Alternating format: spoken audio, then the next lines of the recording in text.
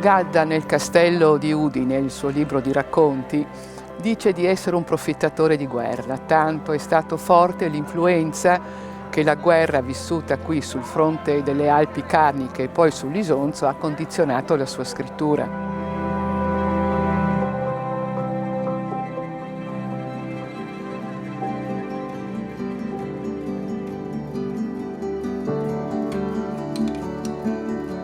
Nel ricordare questo suo periodo passato in Friuli,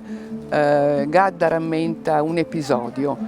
Lui avrebbe dovuto incontrare il fratello durante una licenza alla stazione di Udine ed era già tutto pronto per l'incontro, se non che a un certo punto, preso dall'ansia del dovere e dell'ordine militare, ha rinunciato e non ha più incontrato il fratello.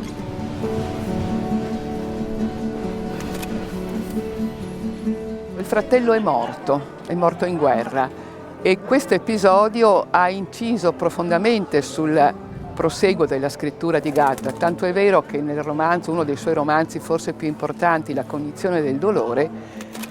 questo è lo spunto per parlare del suo rapporto con la famiglia, con la madre, con gli altri e per in qualche modo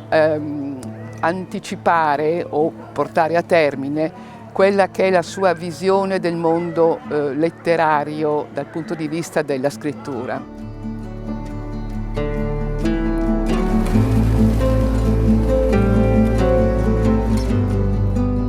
Una scrittura che, volendo parlare del dentro e del fuori, del sé, degli altri, di tutti i rapporti,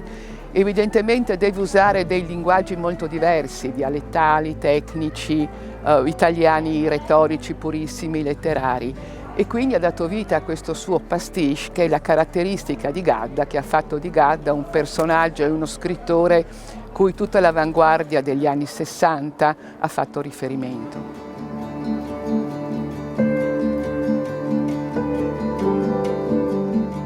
Nel ricordare Udine la trasfigura da un punto di vista letterario, quindi Udine diventa per Gadda il luogo della giovinezza, il luogo da cui però dal suo castello si possono vedere le Alpi Carniche, che descrive con degli aggettivi molto significativi: blu cobalto il cielo, grigio screziato di ghiaccio le montagne. Quindi le montagne sicuramente e le trincee e i ricordi di guerra sono fondamentali, così fondamentale la stazione di Udine, probabilmente anche il percorso dalla stazione al castello di Udine, ma è evidentemente una proiezione fortemente simbolica in cui accanto alla bellezza delle montagne si percepisce il dolore, la cognizione del dolore umano e quindi in questa contraddizione, in questa come in tante altre contraddizioni, vive l'opera poetica di Carlo Emilio Gadda.